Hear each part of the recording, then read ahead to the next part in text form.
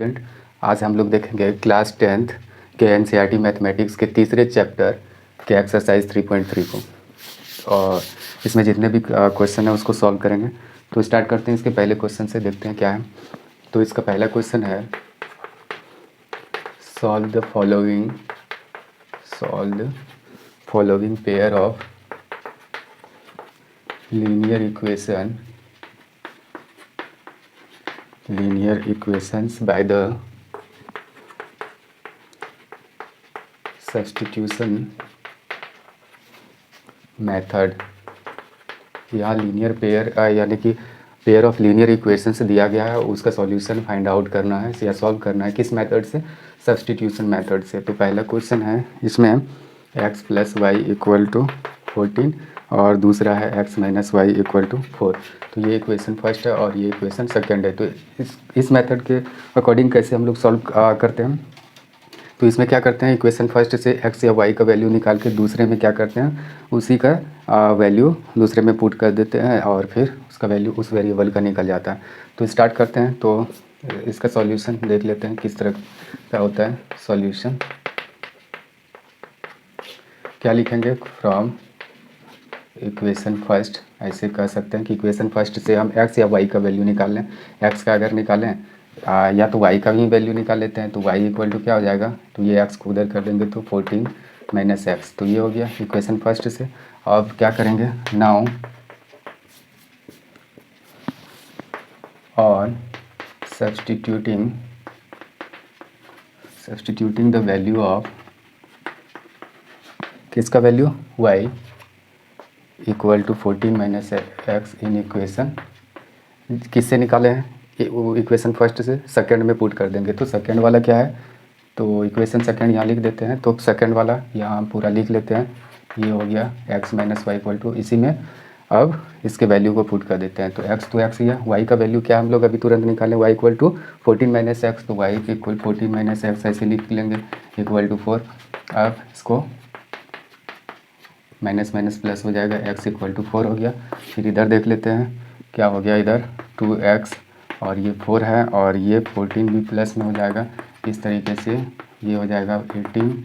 ये दोनों को ऐड करने के बाद तब फिर देयरफॉर x = 18/2 = 9। तो ये x का वैल्यू हम लोगों के पास आ गया। अब जैसे ही x का आ गया तो y का भी आ सकता है। तो y का कैसे आ जाएगा, यहीं निकाल लेते हैं। y = क्या है, तो फिर यहाँ देयरफॉर लिख दें और y = 14 - x है ही। तो 14 - x का वैल्यू 9 है। तो इस तरीके से यहाँ 5 आ गया। तो x और y का वैल्यू हम लोग निकाल दिए। तो x कितना निकला 9 और y कितना निकला, y का वैल्यू अभी 5 निकला। तो ये निकल गया किस मेथड से, तो ये है सब्स्टिट्यूशन मेथड। और एक से वैल्यू उठा के यानी निकाल के और दूसरे में क्या किए, उसको रख दिए। इसके बाद हम लोगों के पास उसका सॉल्यूशन आ गया।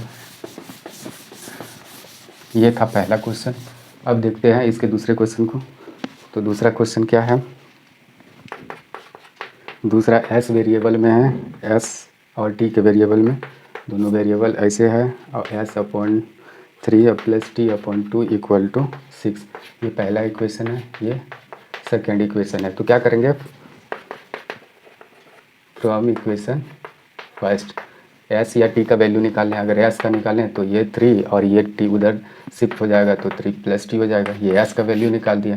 Now on putting the value of s in equation, किससे निकाले हैं, 1 से निकाले हैं। तो अब इक्वेशन सेकेंड में पुट करना होगा। तो सेकेंड वाला क्या है, तो यहाँ लिखते हैं। वो स्टेटमेंट लिखने के बाद यहाँ लिख दें कि एक बार अगर लिखना चाहें तो लिख लें, थोड़ा सा लिखने में कन्वीनियंट हो जाएगा। यहाँ क्या लिख सकते हैं, किसका वैल्यू निकालें, s का वैल्यू। यहाँ आप ये 3 + t को यहाँ पुट कर देते हैं, 3 + t/3 और यहाँ तो t/2 है ही ऐसे। और इसके बाद फर्दर प्रोसेस कर दें, ये दोनों का एलसीएम लेके 6 हो गया।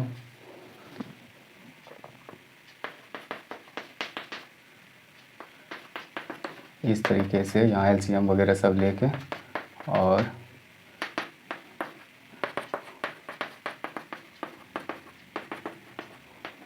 देयरफॉर t = 30/5 ऐसे टी का वैल्यू कितना आ गया 6 आ गया।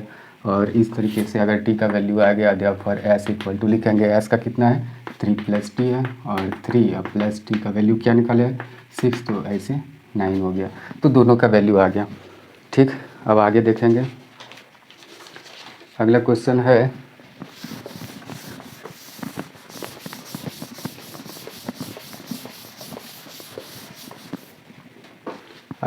इसी में है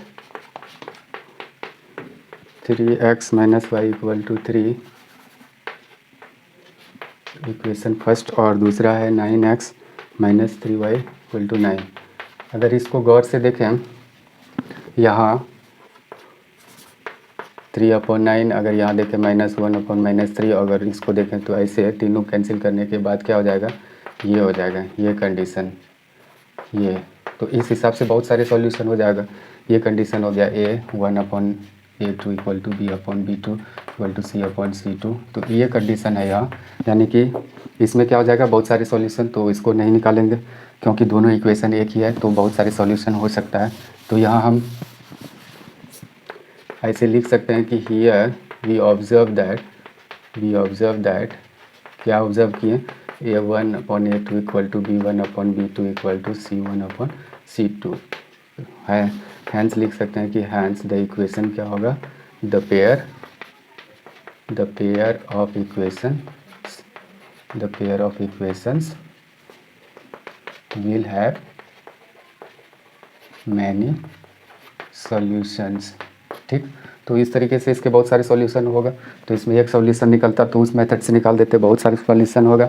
तो इसमें कुछ सॉल्यूशन निकाल के भी दिखा सकते हैं, ऐसा नहीं है कि नहीं दिखा सकते। जैसे कि ये हम ले लिए तो x और y का जो भी सॉल्यूशन यहाँ ले सकते हैं। ऐसे 3x - y = 3 है, अगर यहाँ 1 ले लें, एक एग्जांपल दे रहे हैं कि यहाँ x अगर रखेंगे वैल्यू 3, कितना हो जाएगा, 3 और -y = 3 है, तो ये 3 - 3 = y हो जाएगा, तो 0 हो जाएगा। अगर 2 यहाँ वैल्यू लें x का 2, तो ये 6 हो जाएगा, 6 - y = 3, और इस तरीके से ऐसे हो जाएगा 6 - 3 = 3 हो जाएगा ये। तो इसके दो सॉल्यूशन तो हम निकाल ही दिए, यहाँ 2 और 3, यानी कि x यहाँ 1 है और y यहाँ क्या है 0। एक x 2 है तो y क्या है 3। तो ये जस्ट दो एग्जांपल मतलब लिए हैं, इसके बहुत सारे सॉल्यूशन हो सकते हैं, जितने भी लिखें अपने हिसाब से। तो ऐसा नहीं है कि अगर इसका सॉल्यूशन पूछा गया है तो हम ऐसे ब्लैंक छोड़ देंगे, एग्ज़ाम वगैरह में रहेगा तो सॉल्यूशन कुछ ना कुछ लिख देना है, दिखा देना है कि इसका सॉल्यूशन ये है। अच्छा 4, ये 3 शायद हो चुका है, हाँ 3 हम लोग कर लिए, अब है 4। 3y = ये इक्वेशन फर्स्ट है, दूसरा है 0.4x + 0.5y = 2.3, ये है इक्वेशन सेकेंड।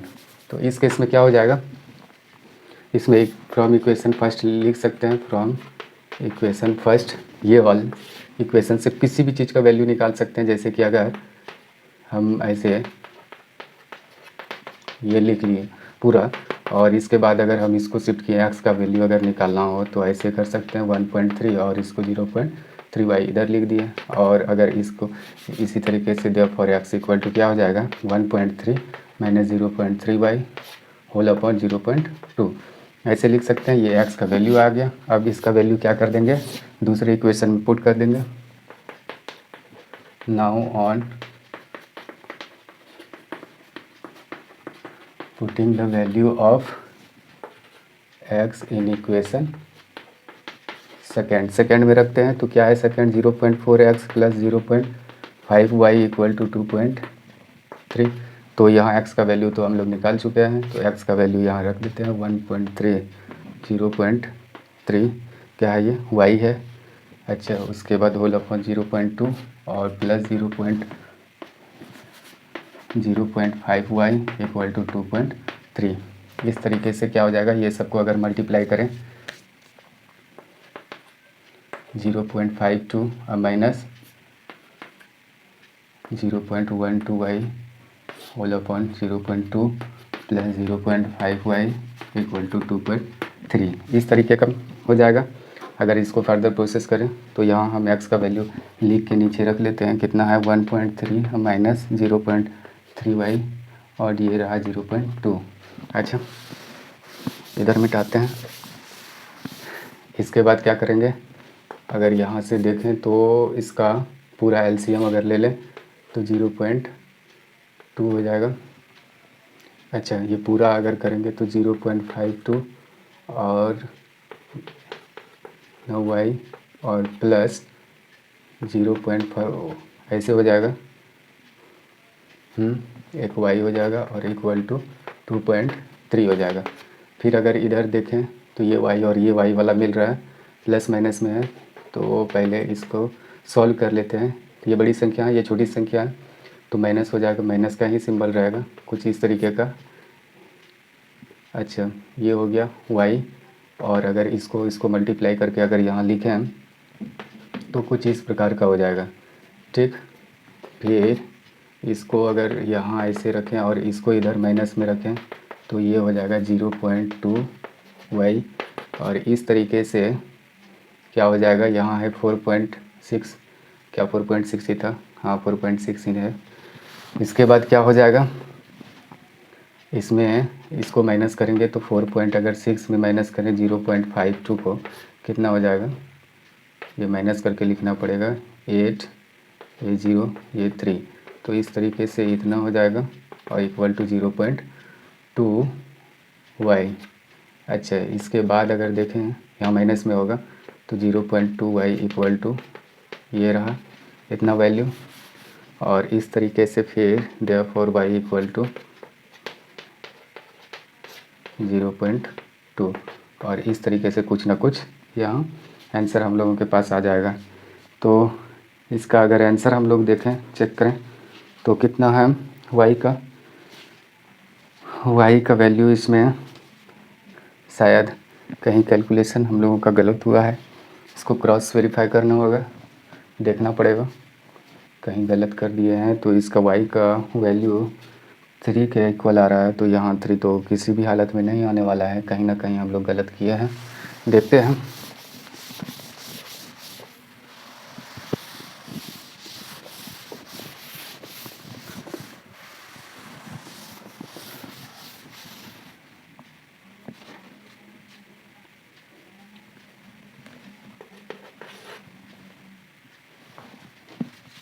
क्वेश्चन को लिख लेते हैं पहले।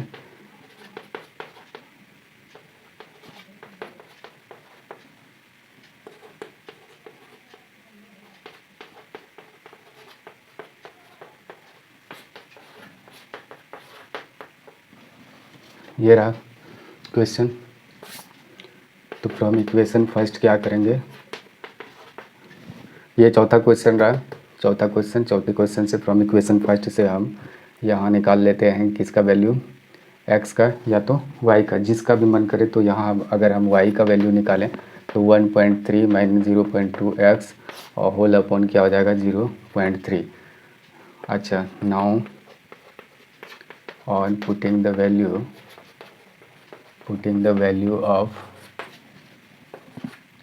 y in equation second, y, अब इसका वैल्यू किस में रखेंगे, सेकेंड इक्वेशन में। यहाँ है 0.4x plus 0.5y equal to 2.3। तो अब यहाँ इसका वैल्यू रख देते हैं हम लोग, इसका वैल्यू 0.4x है ही प्लस 0.5, y का वैल्यू कितना निकाले हैं, इसका सबका रख लेते हैं 0.2x whole upon 0.3 equal to 2, जो भी है।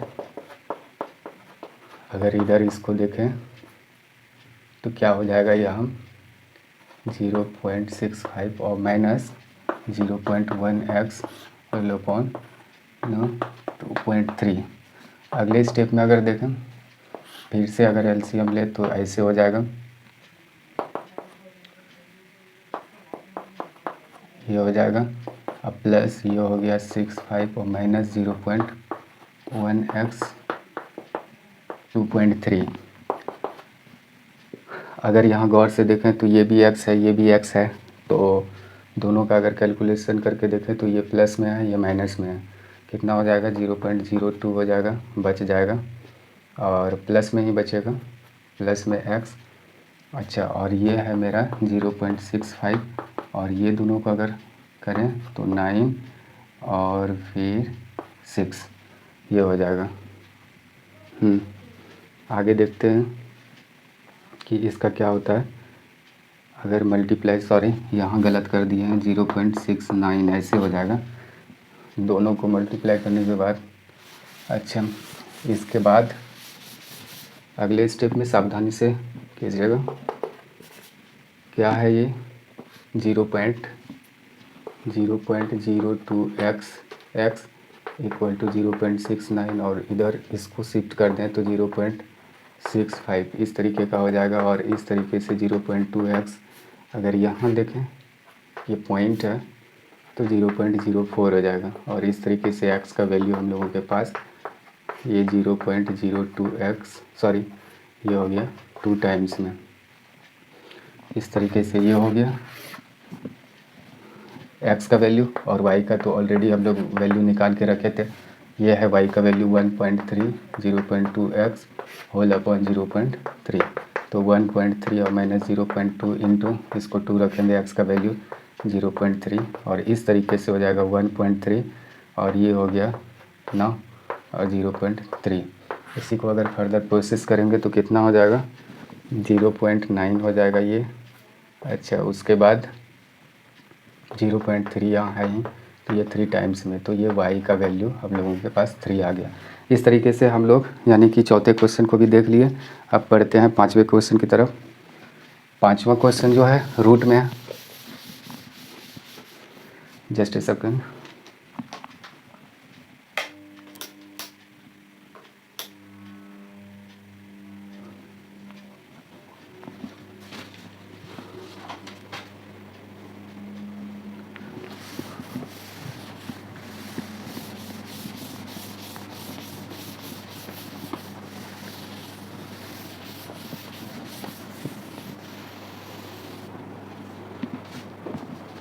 तो पांचवा क्वेश्चन लिख लेते हैं। पांचवा क्वेश्चन,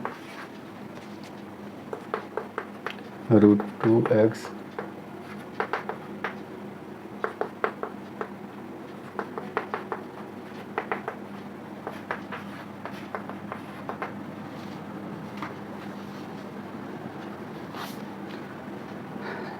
ये रूट में है तो हम लिख लेते हैं पहले फ्रॉम इक्वेशन फर्स्ट। किसी से भी आप x या y का वैल्यू निकाल सकते हैं। हम इसमें x का ही वैल्यू निकालते हैं, तो x का वैल्यू क्या हो जाएगा, या y का ही वैल्यू निकालते हैं। y equal to 0 minus √2x ऐसे हो जाएगा, तो कोई फ़र्क नहीं पड़ेगा। तो माइनस √2x होल अपॉन ये, सॉरी अपॉन √3 ऐसे लिख सकते हैं। और फिर इसका value now putting the value of y in equation क्या है, सेकंड में रख देते हैं। सॉरी, आप लोगों को थोड़ा सा बैकग्राउंड नॉइज़ फील होता होगा, फैन ऑन है इसीलिए। तो इसका क्या करेंगे, √3x माइनस ये रहा सेकेंड इक्वेशन, इसमें y का वैल्यू पुट कर देना है। तो √3x माइनस √8 और y का वैल्यू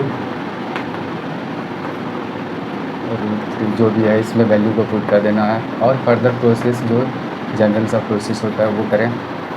अगर ये दोनों को मल्टीप्लाई करें तो 16 पे ऐसे हो जाएगा, x आ जाएगा, तो ये 4x हो जाएगा। तो ये हो जाएगा 4x और ये माइनस माइनस तो प्लस हो जाएगा यहाँ, ये हो गया √3 इक्वल टू इतना। अच्छा, ये अगर उधर जाए तो क्या हो जाएगा, 4x ये हो गया और ये हो जाएगा माइनस में सॉरी यहाँ अगर गौर से देखें तो ये x वाला ही मामला, ये दोनों लाइक टर्म है, तो इसको इस तरीके से सॉल्व कर रहे हैं। ये हो गया, फिर माइनस x, ये √3 इक्वल टू 0 हो गया। और इस तरीके से अगर x का वैल्यू निकालें तो 0 इस तरीके से हो गया। हम लोगों के पास x का वैल्यू कितना आ गया, 0 आ गया। तब अब वैल्यू y का निकालना होगा, तो y का तो वही है, उसी पर हम y का वैल्यू रख देते हैं। y का वैल्यू कुछ इस तरीके से है और हम लोग x का वैल्यू 0 निकाले हैं, तो इस तरीके से ये 0 अपॉन √3 हो जाएगा इक्वल टू 0 हो जाएगा। तो हम लोगों के पास क्या आ गया, x का वैल्यू 0 और y का वैल्यू 0। तो ये सॉल्यूशन हम लोगों का हो गया ये रहा हम लोगों का सॉल्यूशन इस क्वेश्चन का। अब बढ़ते हैं अगले क्वेश्चन की तरफ।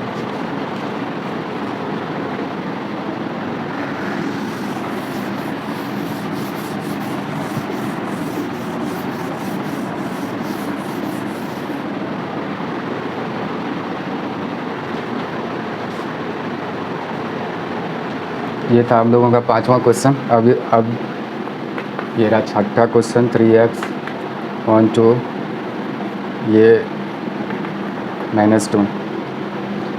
अच्छा, इसको अगर चाहें तो हम लोग थोड़ा सा सिंप्लीफाई कर सकते हैं इस तरीके से। आप लीनियर इक्वेशन का जो जनरल फॉर्म है उस तरीके से कर सकते हैं। ये रहा इक्वेशन फर्स्ट, गिवन ये था, हम इस फॉर्म में लाए हैं। अच्छा, आगे एक दूसरा दिया गया है, दूसरा है इस तरीके का y/2 = 13/6। गिवन ये है गिवन दिया गया है बुक में, और ये भी गिवन है दिया गया है। अच्छा, अब इसको सिंप्लीफाई थोड़ा सा करके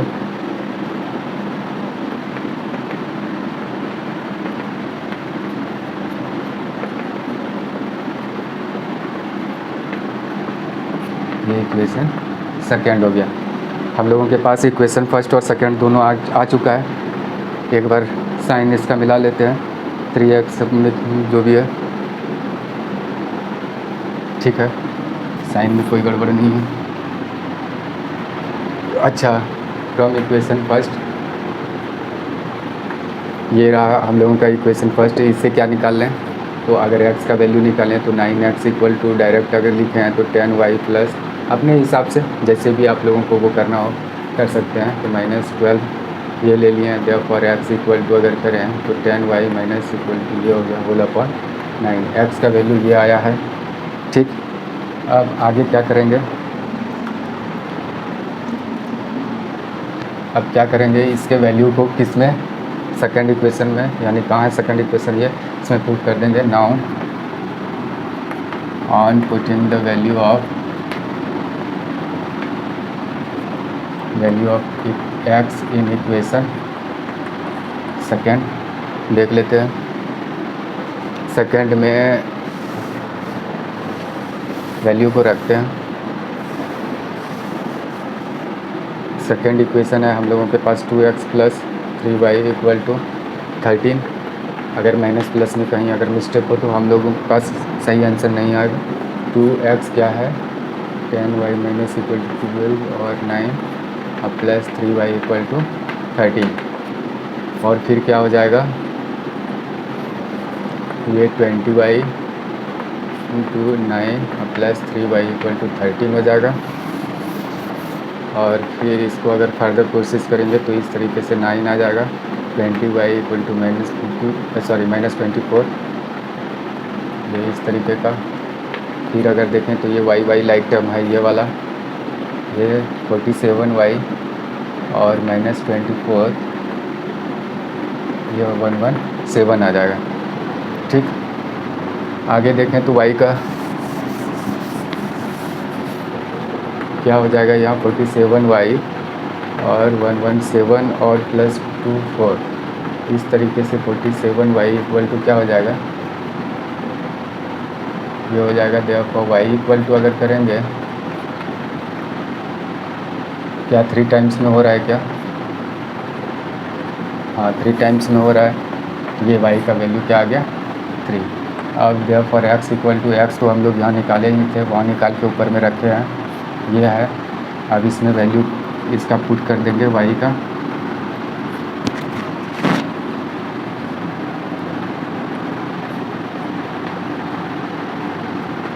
तो इस तरीके से x का वैल्यू शायद आप लोग देख पा रहे होंगे इस लाइन में 2 आ गया।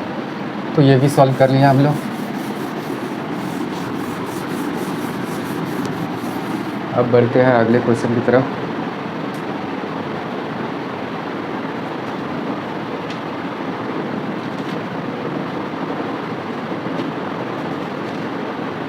एक नंबर के सभी क्वेश्चन ख़त्म हो चुके हैं, 2 नंबर देखते हैं।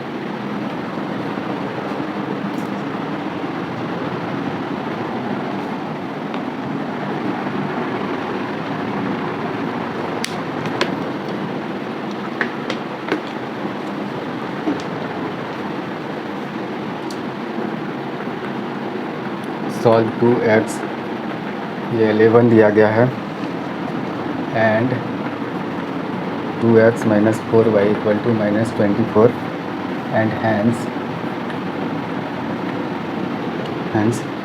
Find the value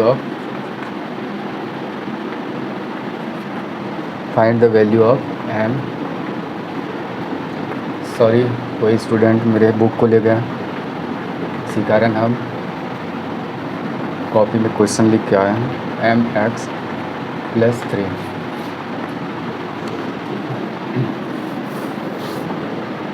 solve 2x plus 3y equal to 11 and 2x minus 4y equal to minus 24, and hence find the value of m for which न।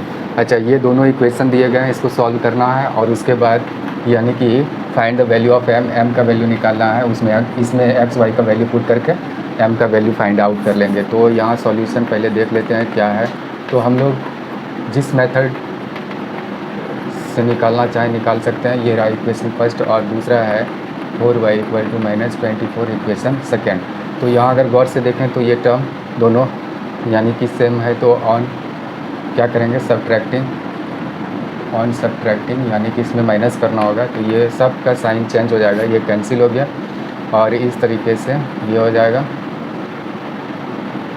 देयरफॉर y इक्वल टू क्या हो जाएगा, 35/7 इक्वल टू 5, ये 5।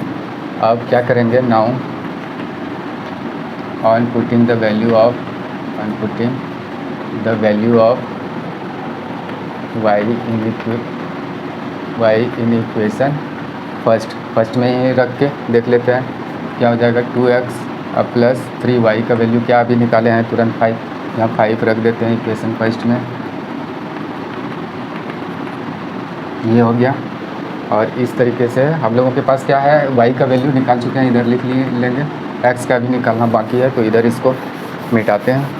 उसके बाद फिर क्या हो जाएगा, यानी कि ये वाला अगर इसको इधर फिर से लिखना स्टार्ट करें तो 2x 11 माइनस 15 हो जाएगा, और इस तरीके से -4 देयरफॉर x इक्वल टू अगर देखें तो -4/2 यानी कि -2 हो गया। ठीक, अब हम लोगों के पास x का भी वैल्यू आ गया है -2। अब ये दोनों का वैल्यू क्या करेंगे, इस इक्वेशन जो गिवन इक्वेशन है इसमें पुट कर देंगे। फाइनली हम लोग लिखेंगे कि now on putting the value of x and y in equation, कौन से इक्वेशन में, y equal to mx plus 3, इसमें रख देंगे। तो इसी में अगर रखेंगे तो यहाँ फिर से एक बार लिख लेते हैं इसको, mx प्लस 3। तो y का वैल्यू कितना दिया गया है, 5 है, तो ये m रहा, x का वैल्यू -2 है और प्लस 3 हो गया, और इस तरीके से 5 ये -2m और प्लस 3 हो गया। फिर से अगर इसको देखें तो 5 माइनस 3 इक्वल टू -2m, और इस तरीके से ये 2 आ जाएगा -2m, और अगर टोटल पलट लें -2m इक्वल टू 2। देयरफॉर अगर m करें, या नहीं दिख रहा होगा आप लोगों को, तो इधर अगर देखें तो m इक्वल टू क्या हो जाएगा, 2/-2 इक्वल टू -1। तो m का वैल्यू हम लोगों के पास आ गया।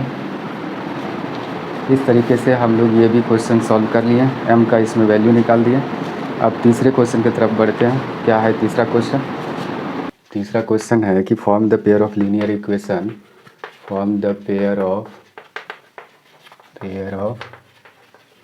Linear equations for the following problems and find their solution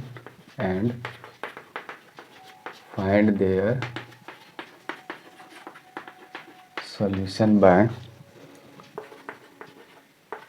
substitution method. क्या करना है, इस क्वेश्चन में कहा गया कि form the pair of linear equation for the following problems.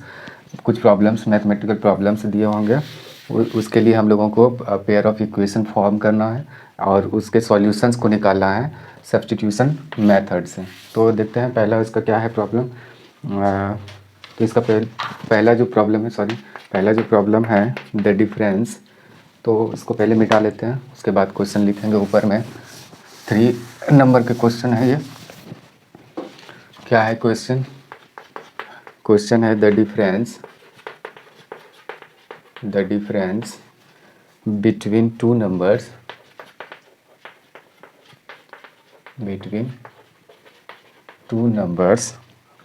is 26 and one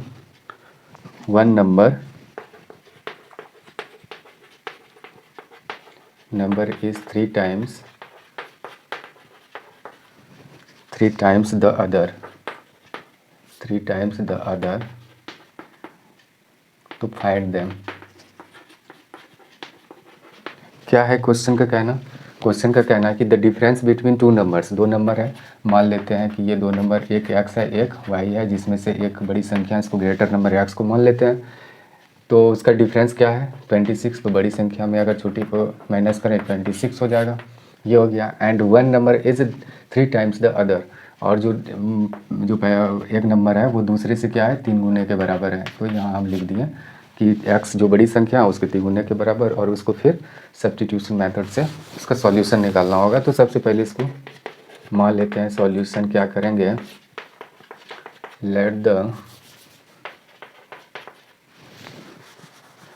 the two numbers, जो नंबर्स की बात कर रहे हैं, numbers be X and Y, दोनों मान लेते हैं। वेयर लिख देते हैं कि where X is greater than Y, ऐसा हम लिख सकते हैं। फिर लिखेंगे कि फ्रॉम क्वेश्चन क्या कर सकते हैं कि दोनों का डिफरेंस जो है 26 है, ये हो गया। अगेन हम फिर लिखेंगे, अगेन क्या लिख सकते हैं? अगेन लिखेंगे कि जो बड़ी संख्या वन नंबर इज 3 टाइम्स, तो बड़ी संख्या ही छोटी संख्या के 3 गुने के बराबर होंगे। तो ऐसा लिख सकते हैं x minus 3y equal to 0, और इस तरीके से ये इक्वेशन दोनों फॉर्म कर दिया। अब इसको फॉर्म करने के बाद किस मेथड से? तो फ्रॉम इक्वेशन फर्स्ट ऐसे लिख देंगे। फ्रॉम इक्वेशन फर्स्ट हम x या y का वैल्यू निकाल सकते हैं। इसमें अगर x का निकालें तो 26 प्लस y हो जाएगा। अब इसका वैल्यू क्या कर देंगे? Now on substituting the value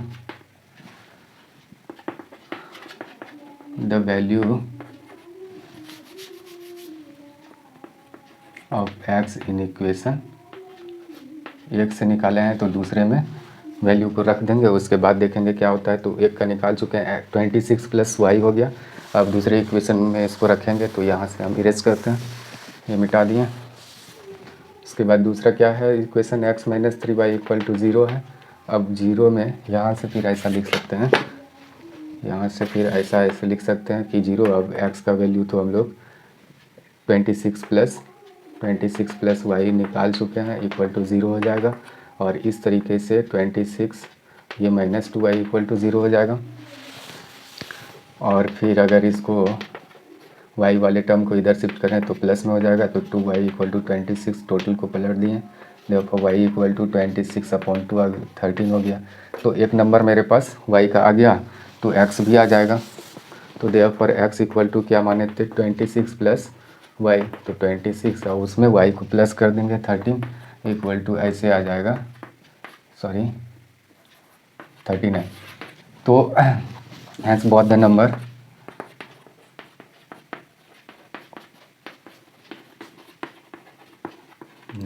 are क्या है? 39 एंड एक आया 39 एंड 13। तो ये दोनों नंबर आ गया, आंसर हो गया। ये अगर वेरीफाई करना हो तो क्या कहा गया है क्वेश्चन का कहना है कि दोनों का जो डिफरेंस होगा, दोनों का डिफरेंस 26 है। तो देख पा रहे हैं 26 तो है ही। फिर कहा गया कि एक जो नंबर है वो दूसरे के तिगुने के बराबर है, दूसरा नंबर 13 है तो उसके तिगुने के बराबर है। तो ये भी देख रहे हैं, ठीक है।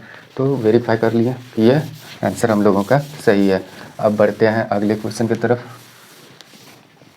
ये पहला था, अब अगले देखते हैं अगला क्या है क्वेश्चन। नेक्स्ट जो क्वेश्चन है, the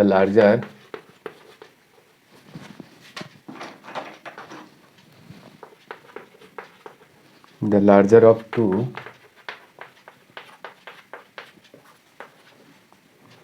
supplementary angles exceeds the smaller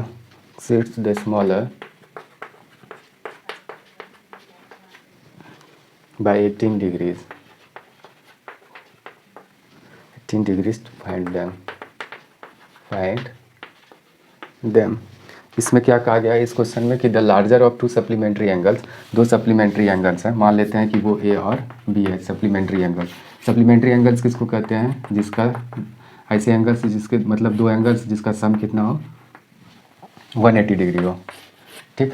तो यहाँ दोनों का सम 180 डिग्री होना चाहिए। तो अच्छा, तो इसमें तो कोई बड़ी या छोटी, अगर मान लेते हैं इसका सॉल्यूशन निकालते हैं। पहले क्या कहा गया है, तो पहले कर लेते हैं कि let the true supplementary angles be A degree and B degree, या ए और बी ही मान लेते हैं, ए और B. Two angles be A and B where लिख देते हैं कि वेयर क्या है कि ए बड़ी है, मतलब बड़ा एंगल है बी से, ये लिख दिया। अच्छा, फ्रॉम क्वेश्चन हम लिख सकते हैं कि फ्रॉम क्वेश्चन क्या लिख सकते हैं कि ए प्लस बी अगर जोड़ेंगे तो 180 होना चाहिए, क्योंकि ये सप्लीमेंट्री एंगल है। यहाँ लिख देंगे कारण अगर लिखना हो सम of the supplementary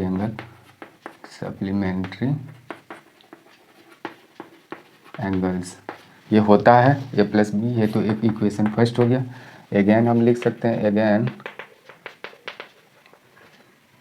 from question ये भी लिख सकते हैं, क्या लिख सकते हैं कि इसमें लिखा हुआ है कि सप्लीमेंट्री एंगल्स, अच्छा the larger of to supplementary angle, जो बड़ा कौन है उसमें से exceeds the smaller by 18 degrees, यानी कि ये छोटा जो कौन है उससे 18 डिग्री का वो बड़ा है, तो फाइंड देम। तो इस हिसाब से अगर देखें तो 18 डिग्री का बड़ा है, तो ये ऐसा भी लिख सकते हैं कि ए इक्वल टू बी प्लस 18, यानी कि छोटे वाले में अगर 18 को प्लस कर देंगे तब बड़े के बराबर हो जाएगा। तो इस तरीके से हम लोगों का यहाँ अगर ओवर करके लिखें तो ए माइनस बी इक्वल टू 18 हो जाएगा। ये रहा सेकेंड इक्वेशन, और फिर इसका सॉल्यूशन हम निकाल लेंगे किस मेथड से, तो मेंशन किया गया है सब्स्टिट्यूशन मेथड से निकालेंगे। तो ये फ्रॉम इक्वेशन फर्स्ट हम लोगों के पास फ्रॉम इक्वेशन फर्स्ट कहाँ है, इक्वेशन फर्स्ट ये है, तो ए निकाल सकते हैं इससे 180 में माइनस बी कर दिए ये। अब इसका value now on putting the value of A in equation second, ये इक्वेशन सेकेंड में उसका वैल्यू रखेंगे। तो सेकेंड इक्वेशन यहाँ है मेरा, कितना है, तो इक्वेशन है ए माइनस बी इक्वल टू 18। एक बार लिख लेते हैं, डायरेक्ट रख देना चाहिए वो वैल्यू, लेकिन एक बार लिख लेते हैं क्योंकि ये थोड़ा सा ज़्यादा कन्वीनियंट हो जाएगा। तो ये ए का वैल्यू इतना है और माइनस बी इक्वल टू 18 लिख सकते हैं, ये डिग्रीज़ में है, ये डिग्री। अच्छा, ये हो गया माइनस 2b इक्वल टू 18। अगर इसको इधर करें तो माइनस हो जाएगा और 2b इधर प्लस में हो जाएगा, और इस तरीके से हम लोगों के पास क्या हो जाएगा 2b इक्वल टू 1 में इतना अगर माइनस करेंगे तो कितना हो जाएगा 262 और 162 हो जाएगा। सही है। उसके बाद 2b देयरफॉर अगर b निकालें तो b का वैल्यू कितना हो जाएगा 81। तो ये डिग्रीज़ में निकलेगा जो भी वैल्यू निकलेगा, और इस तरीके से ए का भी वैल्यू हम लोग निकाल सकते हैं। ए का ऑलरेडी है यहाँ निकाल के रखे हैं, 180 में अगर b को माइनस कर दिया जाए तो ये रहा 81, अगर माइनस कर दें तो कितना हो जाएगा 9, और यहाँ 10 में 7 गया तो ये 9 हो गया, ये 7 में 8 गया तो 9 99 ये हो जाएगा। और वो तो हैंस बोथ द एंगल्स कितना हो जाएगा, एक हो गया ए 99 डिग्रीज और दूसरा दिख रहा है 81 डिग्रीज। तो यहाँ लास्ट में स्टेटमेंट लिख सकते हैं, हैंस both the supplementary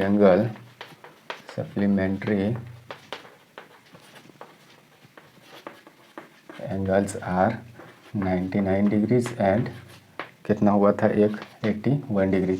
अगर दोनों का सम देखें तो सम अगर देखें तो 180 हो रहा है, ठीक है। और अगर दोनों का डिफरेंस देखें तो कितना होना चाहिए 18 डिग्रीज। तो 18 डिग्रीज देख रहे हैं कि हो रहा है, तो इट मीन्स कि ये सही है, ठीक। तो इस तरीके से ये भी क्वेश्चन हम लोग सॉल्व कर लिए। अब बढ़ते हैं अगले क्वेश्चन की तरफ। अगला क्वेश्चन है, ये दूसरा था, अब ये देख लेते हैं तीसरा क्वेश्चन। पहले इसको नोट कर लेते हैं। तीसरा क्वेश्चन है the coach of a cricket team bat 7 bats and 6 balls for 3800 rupees. Later she buys 3 bats and 5 balls for 1750 rupees. Then find the cost of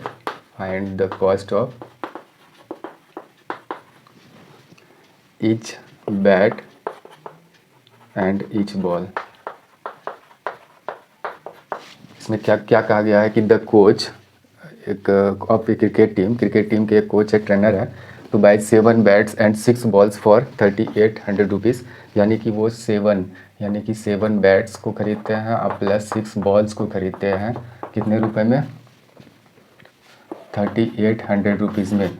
और फिर अगेन लेटर सी बाइज, सॉरी यहाँ female trainer है, तो वो खरीदती है फिर 3 bats को और प्लस 5 बॉल्स को, तो उसका कॉस्ट आता है उस पास 1750 का, ठीक। तो इस तरीके से find the cost of each bat, तो प्रत्येक बैट की कीमत और प्रत्येक बॉल की कीमत हम लोगों को फाइंड आउट करना है। तो सबसे पहले इसको क्या करेंगे, मान लेंगे सॉल्यूशन के लिए, मानेंगे कि let the cost of a bat and A ball and the cost of a ball be X rupees and Y rupees respectively। इसमें सबसे पहले मान लें कि एक बैट और एक बॉल की कीमत X रुपीज़ है और Y रुपीज़ है। यानी कि अगर एक बैट की कीमत पूछें तो X रुपीज़ मान लें और एक बॉल की कीमत Y रुपीज़ मान लें। और उसके बाद फिर अकॉर्डिंग टू क्वेश्चन क्या हो जाएगा, केस फर्स्ट क्या है कि the coach of cricket 7 bats, अगर एक बैट की कीमत X रुपीज़ है तो 7 बैट्स की कीमत 7X, और यहाँ एक बॉल की कीमत अगर Y रुपीज़ है तो यहाँ 6 बॉल्स है तो 6Y इक्वल टू 300 रुपीज़।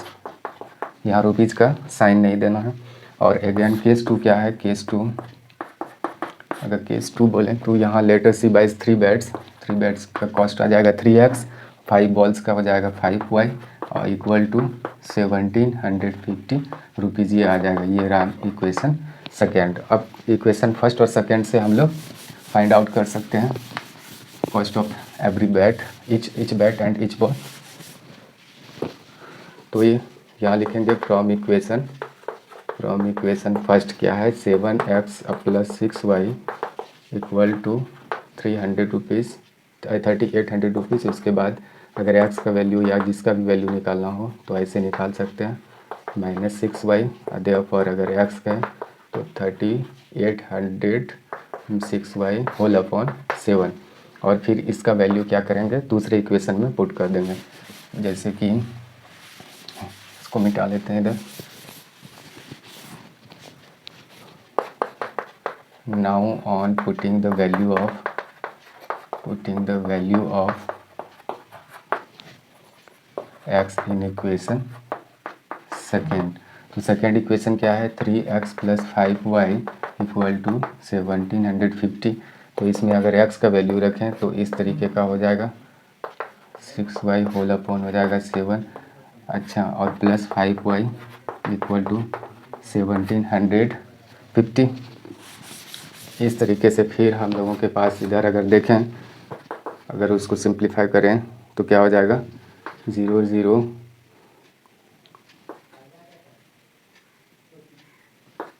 ना आ जाएगा, minus 18y whole upon 7 plus 5y equal to, ये हो गया। इसके बाद क्या करेंगे, 7 एलसीएम लेंगे, कुछ इस तरीके का हो जाएगा, 18y plus 35y equal to, ये हो जाएगा। अगर देखेंगे तो इसके बाद क्या हो जाएगा कि ये इधर तो रहेगा ही, और ये दोनों का अगर काम करें तो 18 और ये आए तो 17y अपॉन होल अपॉन 7, और ये रहा। फिर दूसरे स्टेप में तो ये 7 को उधर ले जाते हैं, ये डिवाइड में है तो उधर जाएगा, मल्टीप्लाई में हो जाएगा, 17y इक्वल टू 15 टू 7, ये हो गया। फिर इसके बाद अगर इसको ऐसे करें, प्लस 17y इक्वल टू क्या हो जाएगा, मल्टीप्लाई करके देखते हैं,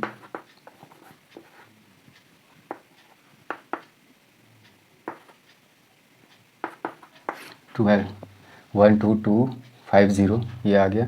फिर क्या करेंगे, ये x वाले तो इधर रहने देंगे, इसको यहीं कर लेते हैं, 17y इक्वल टू क्या हो जाएगा, ये वाला इधर शिफ्ट करते हैं तो माइनस में हो जाएगा ये। अब इसको इरेज करना चाहेंगे तो इधर x का वैल्यू लिख के रखते हैं, -6y होल अपॉन 7 है, ठीक। अब इसको इरेज कर देते हैं इधर का। अब इसके बाद क्या होगा, 17y इक्वल टू क्या था वहाँ माइनस करना, माइनस करने के लिए हम लोगों के पास ये है तो ये हो जाएगा 5, तो यानी कि 850, देयरफॉर y इक्वल टू 17 अगर करें तो ये हो जाएगा 50। तो इस तरीके से y का हम लोग निकाल लिए।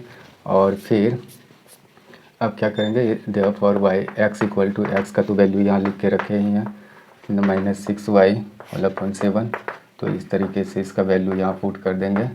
तो y का वैल्यू कितना निकाल के रखे हैं, 50 होल अपॉन 7, तो ये 3800 और माइनस ये हो जाएगा 300 होल अपॉन 7।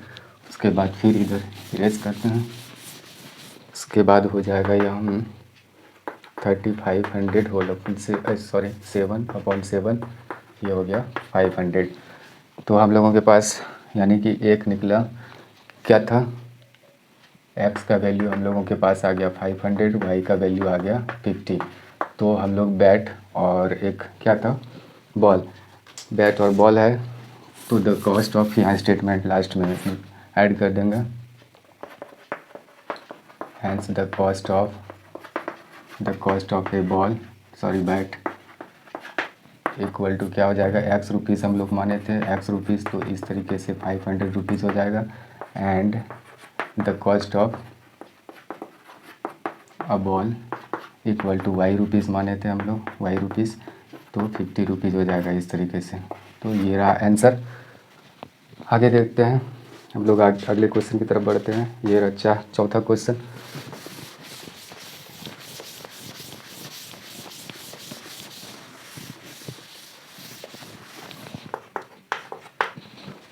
चौथा क्वेश्चन है, the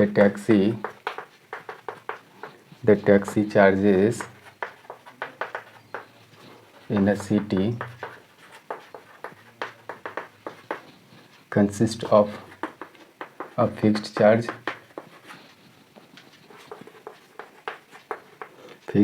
together with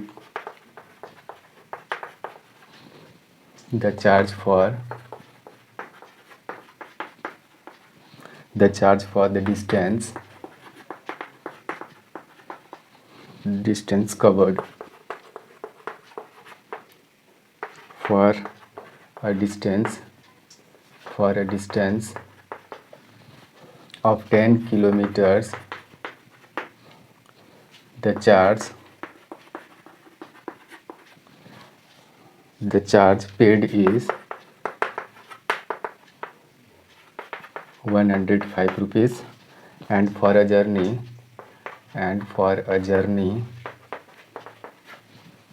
of 15 kilometers, the charge paid is 155 rupees. तो what are a fixed charge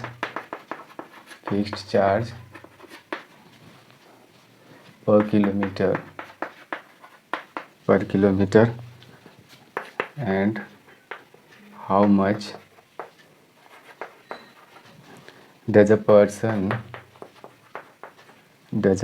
have to pay for traveling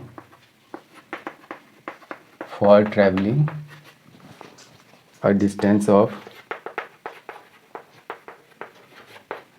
25 kilometres. क्या है क्वेश्चन का कहना है कि the taxi charges in a city consist of a fixed charge together with the charge for the distance covered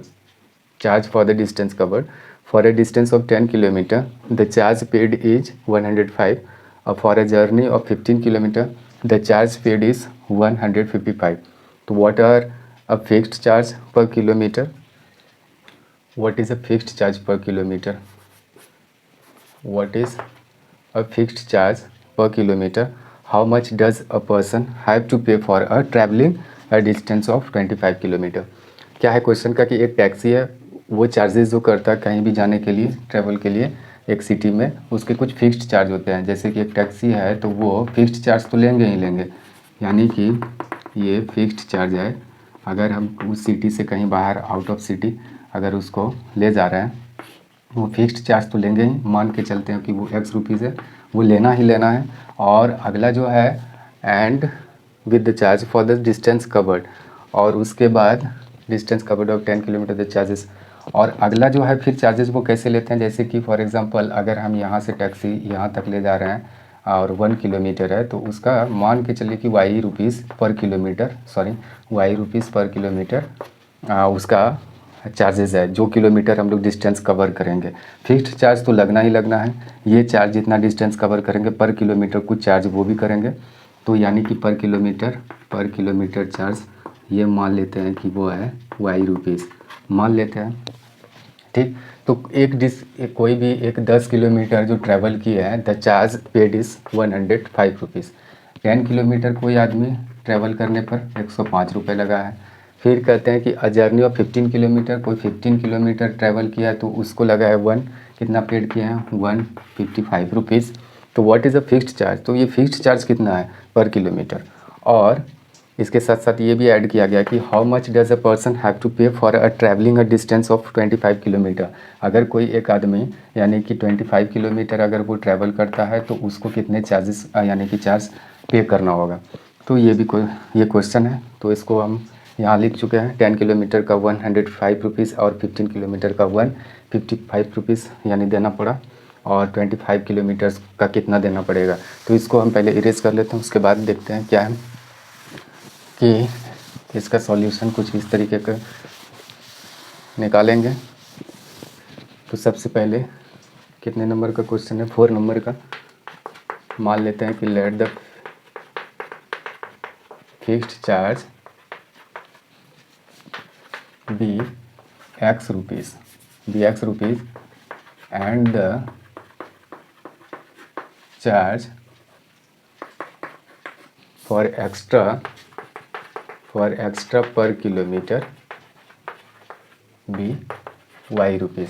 क्या हम यहाँ लिखे हैं कि let the fixed charge be X rupees. मान लेते हैं कि वो फिक्स्ड चार्ज X रुपीज़ है एंड कहीं भी गाड़ी को ले जाएं X रुपीज़ तो लगेगा ही लगेगा, and the charge for extra per kilometre, और जो एक्स्ट्रा चलाएंगे पर किलोमीटर या वो गाड़ी जर्नी में यूज होगा तो उसका वाई रुपीज़ पर किलोमीटर के हिसाब से वो चार्ज करेंगे। तो फ्रॉम क्वेश्चन या केस फर्स्ट क्या कहता है कि वो 10 किलोमीटर हम ले गए। अच्छा 10 किलोमीटर जो ले गए हैं 10 किलोमीटर उसका पे कितना करना पड़ा है 105 रुपीज़।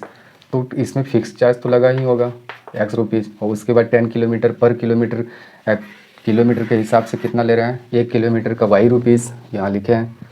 तो 10 किलोमीटर चला है तो 10 वाई रुपीज़ हो जाएगा, 10 वाई रुपीज़, यानी 1 किलोमीटर का वाई रुपीज़, 10 किलोमीटर का वाई रुपीज़ 10 वाई रुपीज़। उसके बाद इक्वल टू ये भी रुपीज़ है ये भी कुछ रुपीज़ है, तो दोनों मिला के कितना देना पड़ गया 105 रुपीज़, ये हो गया। और केस 2 क्या है, केस सेकंड यहीं लिख लेते हैं कि 15 किलोमीटर के लिए वह यानी 15 किलोमीटर्स के लिए कितना 155 रुपीज़ पे किया गया है।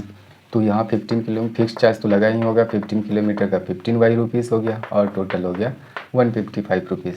तो इस तरीके से दोनों इक्वेशन हम लोग फाइंड आउट कर लिए। अब इसको सॉल्व कर सकते हैं, तो यहाँ इसी मेथड से एलिमिनेशन मेथड से कर लेते हैं। यहाँ क्या करेंगे ऑन सब्ट्रैक्टिंग लिख देते हैं, थोड़ा सा इजी हो जाएगा। ये वाला मेथड थोड़ा शॉर्ट होता है तो इसको माइनस कर दिए, तो ये -5y इक्वल टू क्या हो जाएगा -50। तो देयरफॉर y इक्वल टू, अगर ये माइनस माइनस कैंसिल हो जाएगा इधर, तो 50/5 इक्वल टू 10, तो y 10 आ गया, ये देख सकते हैं। अब इसका वैल्यू रख के इसमें निकाल लेते हैं। Now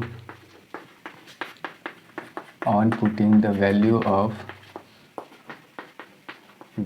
of y in equation first या सेकेंड, तो फर्स्ट में ही इसका वैल्यू पुट कर देते हैं। x + 10y इक्वल टू कितना है 105।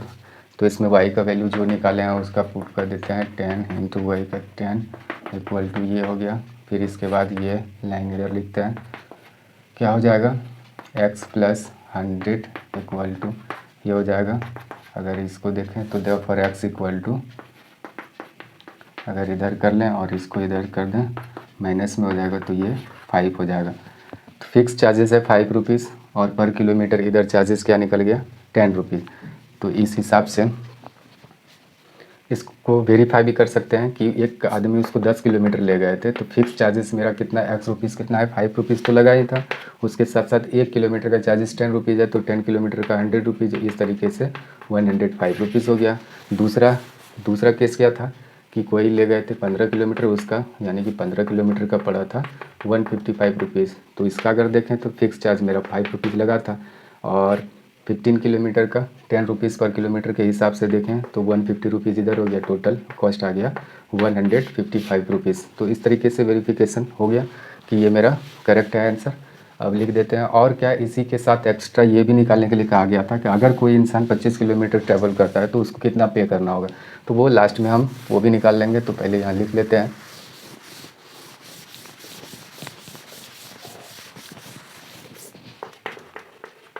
Hence the fixed charge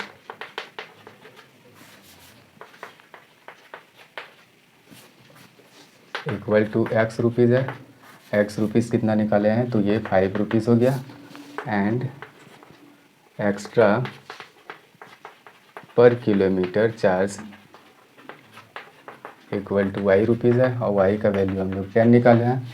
ये तो हो ही गया। इसके साथ साथ हम लोगों को शायद ये क्वेश्चन में कहा गया था निकालने के लिए अब 25 किलोमीटर का, therefore the charge for 25 kilometre travelling. अगर ये निकालें the charge for 25 kilometre travelling तो कितना हो जाएगा। एक फ़िक्स चार्ज तो उसको 5 रुपीज़ हिसाब से लगेगा ही फिक्स चार्ज वो, और 25 किलोमीटर का 25 × 10 पर किलोमीटर 10 रुपीज़ चार्जेस है। तो 20, या तो ऐसे भी लिख सकते हैं एक बार कि एक्स तो फिक्स लगने ही वाला है, ये 25 वाई लगेगा, एक्स मेरा 5 है, ये 25 × 10 हो जाएगा, और इस तरीके से ये हो जाएगा 250, और इस तरीके से टोटल हो जाएगा 255 रुपीज़। तो उस आदमी को कितना पे करना होगा 25 किलोमीटर चलने के लिए 255 रुपीज़। तो ये हो गया चौथा। पाँचवा भी देख लेते हैं। ये हम लोग एलिमिनेशन मेथड से कर दिए क्योंकि ये थोड़ा सा शॉर्ट होता है, अदरवाइज़ थोड़ा सा लेंदी हो जाता। अगला देखते हैं। अगला क्वेश्चन है पाँचवा, fraction a fraction becomes 9/11 if 2 is added to both the numerator and the denominator.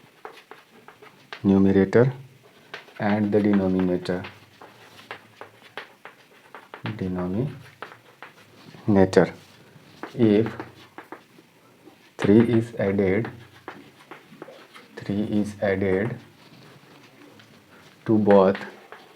the numerator and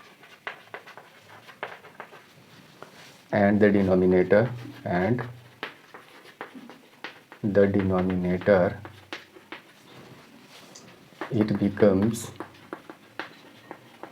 it becomes 5/6. Find the fraction. ये रहा क्वेश्चन हम लोगों का। क्या है क्वेश्चन का कहना कि एक फ्रैक्शन है, वो हो जाता है 9/11 if 2 is added to both the numerator and the denominator. जैसे कि अगर कोई फ्रैक्शन, अगर सपोज़ कि वो x/y एक फ्रैक्शन है, अगर उसके न्यूमरेटर में भी 2 प्लस कर दिया जाए और डिनोमिनेटर में भी +2 कर दिया जाए तो वो क्या हो जाता है 9/11।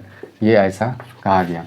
फिर कहा गया है कि if 3 is added to both the numerator and the denominator, अगर उसी फ्रैक्शन में अगर न्यूमरेटर में भी 3 और डिनोमिनेटर में भी 3 प्लस कर दिया जाए तो इट बिकम्स 5/6। तो ये 5/6 हो जाता है। तो वो फ्रैक्शन, फाइंड द फ्रैक्शंस, तो फ्रैक्शंस को फाइंड करना है। तो इसका कर लेते हैं, देखते हैं। वेरी सिंपल है। इसको सॉल्यूशन अगर देखा जाए तो इस तरीके से कर सकते हैं कि लेट द फ्रैक्शन बी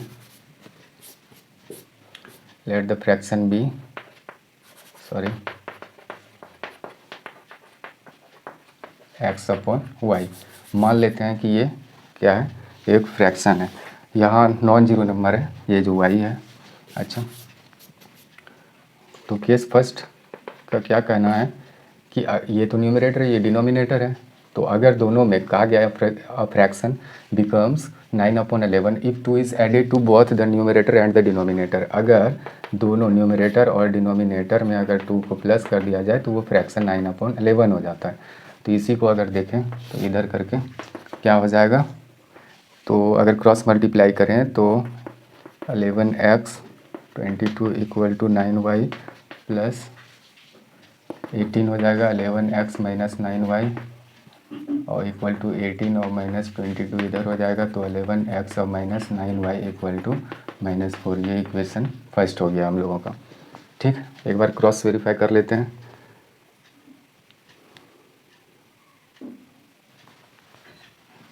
इसको इधर शिफ्ट किया है तो ये 18 और ये हो गया 9y।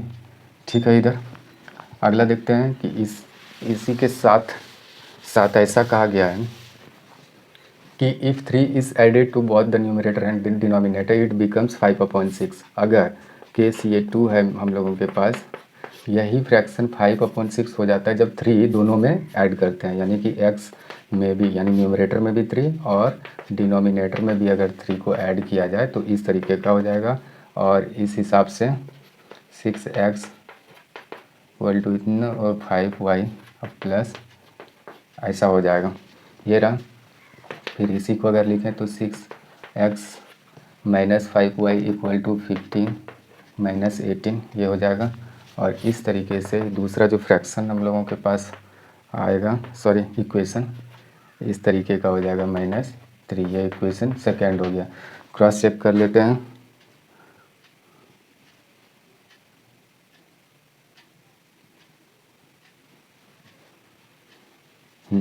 ये इक्वेशन फर्स्ट हो गया और ये इक्वेशन सेकेंड हो गया। तो अब दोनों इक्वेशन से हम लोग एक्स वाई फाइंड आउट कर सकते हैं और इस तरीके से हम लोगों का यानी कि फ्रैक्शंस प्राप्त हो जाएगा। तो देखते हैं क्या है। From equation first and second, यहाँ ध्यान में रखना है कि हम एलिमिनेशन मेथड से कर रहे हैं, थोड़ा सा शॉर्ट हो। ये इक्वेशन फर्स्ट है, ये इक्वेशन सेकेंड है। फर्स्ट पहले लिख लेते हैं 9y इक्वल टू -4। उसके बाद फिर उसी के नीचे लिखते हैं सेकेंड इक्वेशन, ये रहा फर्स्ट इक्वेशन, ये रहा सेकेंड इक्वेशन। और फिर क्या करेंगे, अच्छा यहाँ देख रहे हैं कि ये वाला, ये दोनों टर्म, ये लाइक टर्म इक्वल नहीं है, तो इसको बराबर करने के लिए इसके कोएफिशिएंट से इसको मल्टीप्लाई कर देते हैं पूरे इक्वेशन को, और इसके कोएफिशिएंट से इसको कर देते हैं, तो इक्वल हो जाता है। तो यहाँ अगर इंटू 5 कर दें और इसको अगर तो 9 कर दें तो क्या हो जाएगा, 9 5 से अगर करें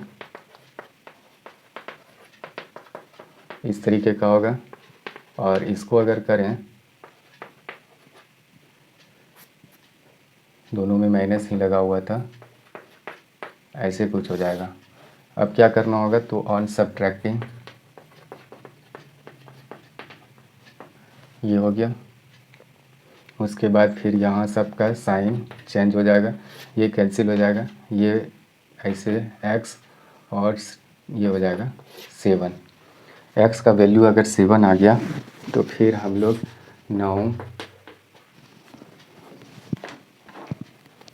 now on putting the value of x in equation, किस इक्वेशन में, सेकेंड इक्वेशन में रख देते हैं।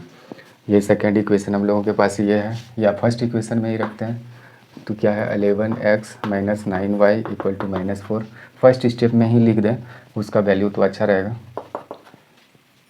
11x का वैल्यू 7 है, माइनस 9y इक्वल टू -4 है, तो ये हो जाएगा 77 और माइनस 9y इक्वल टू -4। और इस तरीके से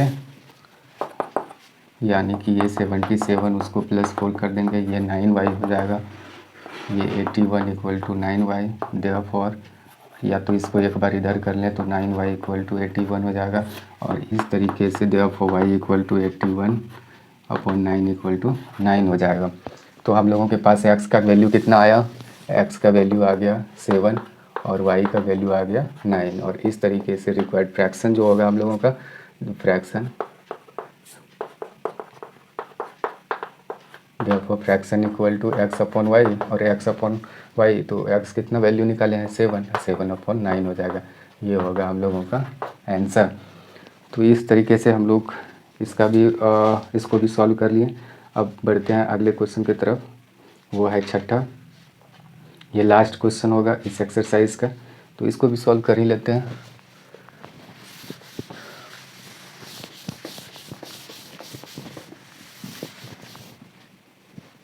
क्या है छठा क्वेश्चन, देख लेते हैं। छठा क्वेश्चन है 5 years hence the age of Jacob, 5 years hence the age of Jacob will be 3 times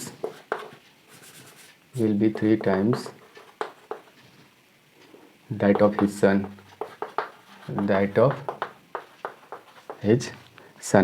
5 years ago Jacob's age was 7 times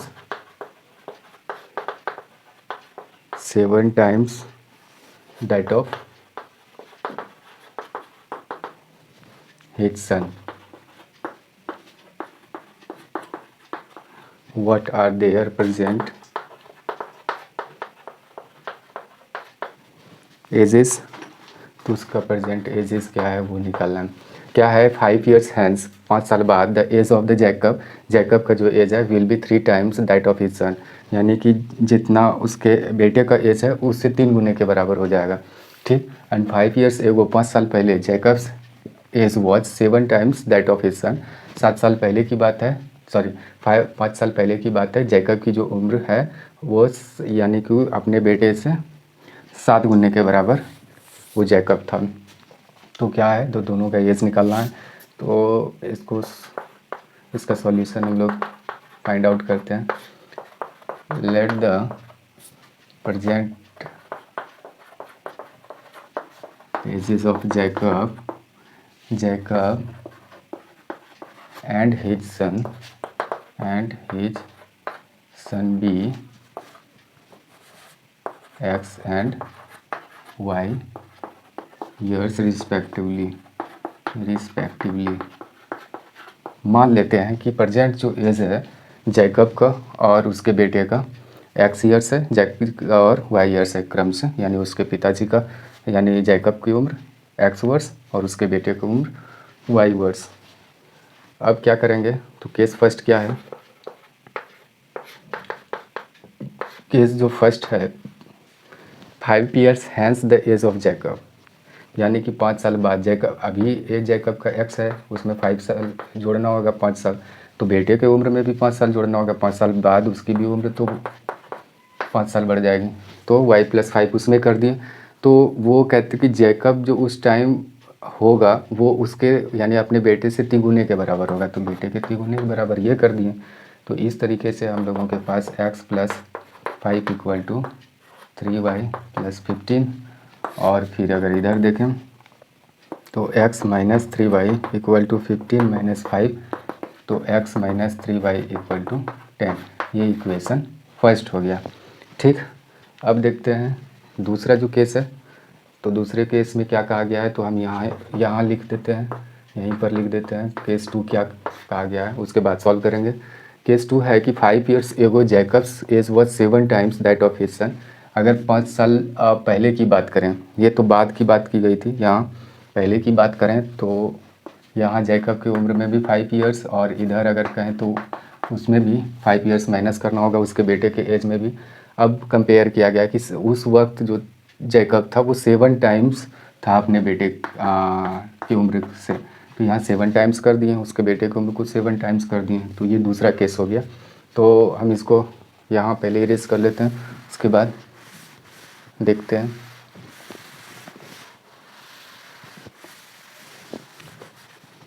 second case, तो इससे केस 2 यहाँ लिख लेते हैं। केस 2 जो हुआ था क्या था कि x - 5 =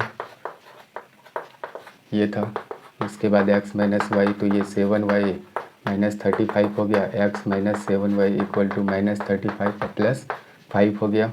और इस तरीके से हम लोगों का इक्वेशन वहाँ है, तो इसको पहले इरेज कर लेते हैं, उसके बाद देखते हैं। तो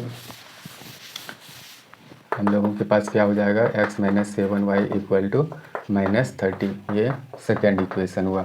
अगर देखें ये फर्स्ट इक्वेशन और सेकेंड इक्वेशन, तो यहाँ लिख सकते हैं नाउ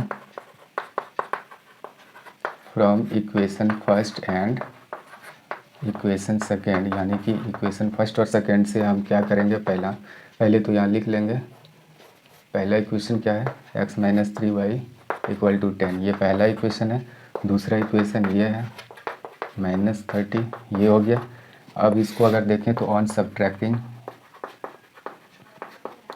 सब्ट्रैक्ट करने के बाद ये वाला टर्म एलिमिनेट हो जाएगा, ये वाला टर्म एलिमिनेट हो गया। तो इसमें अगर देखें तो ये हो जाएगा 4y = 40, तो इस हिसाब से फॉर y = देखें तो 40/4 = 10 हो जाएगा।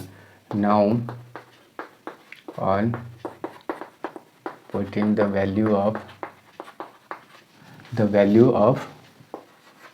y in equation first equation में y का वैल्यू रख लेते हैं, तो x - 3y = 10 है, तो इसमें y का वैल्यू अब रख लेते हैं। तो x का वैल्यू हम लोगों के पास नहीं है, y का है, y का तो यहाँ ऐसे लिख लेते हैं। उसके बाद x - 30 = 10, देयरफॉर x = अगर करें तो 10 + 30 = 40 हो जाएगा। तो x का भी वैल्यू आ गया और हम लोगों के पास y का भी वैल्यू आ गया। तो दोनों के प्रेजेंट एज यही माने थे और यही वेरिएबल का वैल्यू है हम लोगों के पास। तो इस तरीके से हम लोग फाइनल स्टेटमेंट लास्ट में कंक्लूजन जो भी हुआ लिख सकते हैं, कह सकते हैं कि hence the present age of Jacob = कितना था, x ईयर्स हम लोग माने थे। x का वैल्यू हम लोग यहाँ 40 निकाल चुके हैं, तो 40 ईयर्स हो गया इसका age. And the present age of Jacob's या हिज सन लिख लेते हैं, हिज सन = वाई ईयर हम लोग माने थे, वाई ईयर्स, वाई का वैल्यू 10 आया तो 10 ईयर्स। इस तरीके से हम दोनों के प्रेजेंट एज को हम लोग फाइंड आउट कर चुके हैं।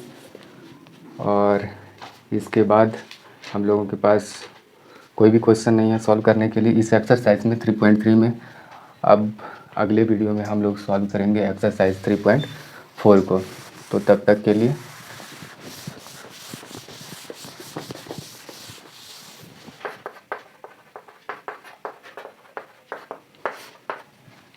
Thank you.